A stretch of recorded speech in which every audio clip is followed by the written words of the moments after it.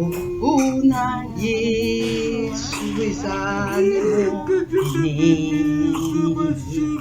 Kumbuna Yesu ezalima kasi Félicitations, madame.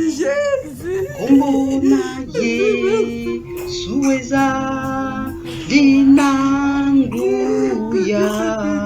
ikopesa lobiko ikopesa esengo Félicitations, madame. ikopesa kinyama pamboli ngai nabo tina kombo na Yesu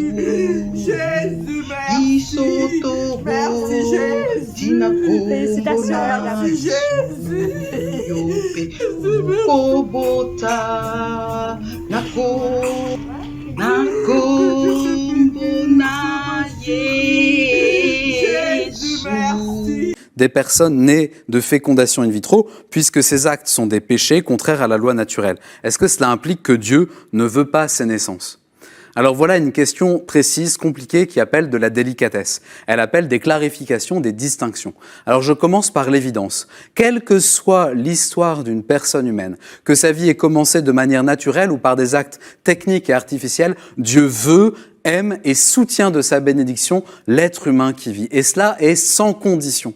Et c'est pour cela, Flore, vous ne pouvez pas dire que Dieu ne veut pas ces naissances. Ce que Dieu ne veut pas, c'est que l'homme bidouille la vie commençante en l'instrumentalisant par la technique. Mais Dieu veut la vie à partir du moment où elle commence, parce que s'il ne la voulait pas, elle ne commencerait pas. Or, quand elle commence, même quand c'est par une PMA, et au moment de la fusion des deux gamètes, Dieu s'engage en créant l'âme immortelle du petit homme qui commence. Moi, j'y vois un signe immense de la fidélité de Dieu à lui-même, à ce qu'il est comme communion d'amour. J'y vois aussi une promesse de vie.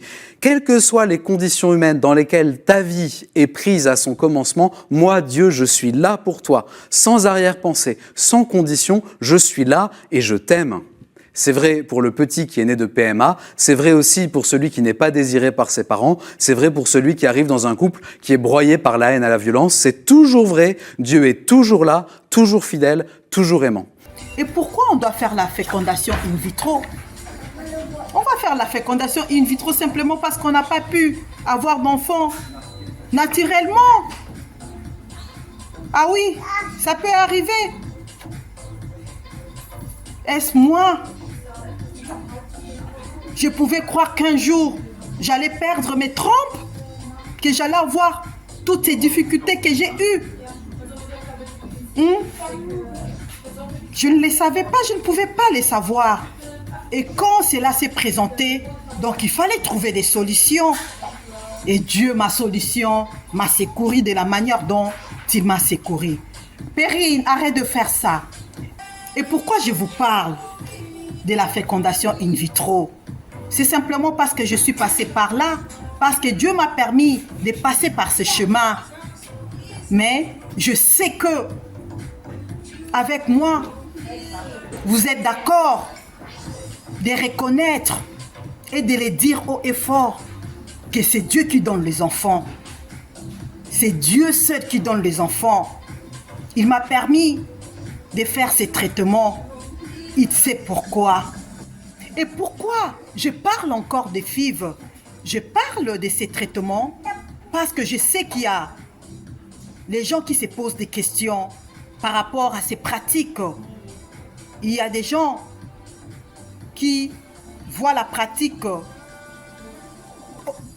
à leur manière, si je devrais le dire ainsi. Mais aujourd'hui, je vais vous rassurer que les enfants viennent de Dieu.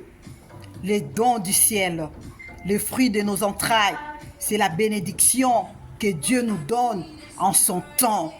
Et si je suis passée par ces traitements, c'est parce que Dieu a permis que ça soit ainsi. Voilà. Il y a ceux qui ont eu la facilité de devenir parents juste après 1 mois de mariage. Il y en a d'autres qui devraient attendre 5 mois, 1 année, 2 ans, 3 ans. Et il y a d'autres encore qui devraient attendre plus ou moins 15 ans, comme moi. Il a fallu que j'attende plus ou moins 15 ans pour devenir maman. Il y a aussi ceux qui attendent plus de 20 ans, plus de 30 ans pour devenir parents. Oh, bien-aimés dans le Seigneur, restez confiants. Restez confiants. Je sais que ce Dieu-là demeure fidèle. Il est là. Il exauce toujours. Et voilà donc, je parle de la fécondation in vitro et je confirme que c'est Dieu qui donne les enfants. C'est Dieu seul qui donne les enfants. Mais il peut procéder de la manière dont il procède parce qu'il est Dieu, il reste Dieu, il est souverain, il est le tout-puissant. Alléluia. Et donc la fécondation in vitro, c'est une méthode qui consiste à réunir des spermatozoïdes et des ovocytes à l'extérieur du corps, puis à transférer les ovocytes fécondés, entre parenthèses, embryons dans l'utérus. Voilà la fécondation in vitro. C'est une méthode qui consiste à réunir des spermatozoïdes et des ovocytes à l'extérieur du corps, puis à transférer les ovocytes fécondés, parenthèse embryons, dans l'utérus. Et quelles sont les étapes principales de cette procédure? C'est ce qu'on a partagé dans mes précédentes vidéos. J'ai essayé un peu de mettre quelques explications concernant les étapes, les différentes étapes. La deuxième étape de notre raisonnement, ça consiste du coup à prendre au sérieux cette bénédiction toujours donnée par Dieu, son amour sans condition. Si toute personne qui vit est désirée, voulue par Dieu, alors ça oblige l'homme, ça oblige la femme, ça oblige les scientifiques, ça nous oblige comme humanité. Le caractère inconditionnel de l'amour de Dieu fonde la dignité humaine. Et du coup, il faut nous mettre en priorité du côté des plus faibles, des plus petits, de ceux qui n'ont pas la parole. La souffrance des couples qui éprouvent des difficultés à accueillir la vie, elle est énorme et personne ne le nie. Et il faut certainement continuer à ouvrir des espaces pour que cette souffrance soit entendue, écoutée, accueillie. Mais il y a plus petits, plus pauvres, plus vulnérables que les parents qui souffrent et qui sont déjà bien pauvres et bien vulnérables, c'est l'embryon qui est le plus vulnérable d'entre nous.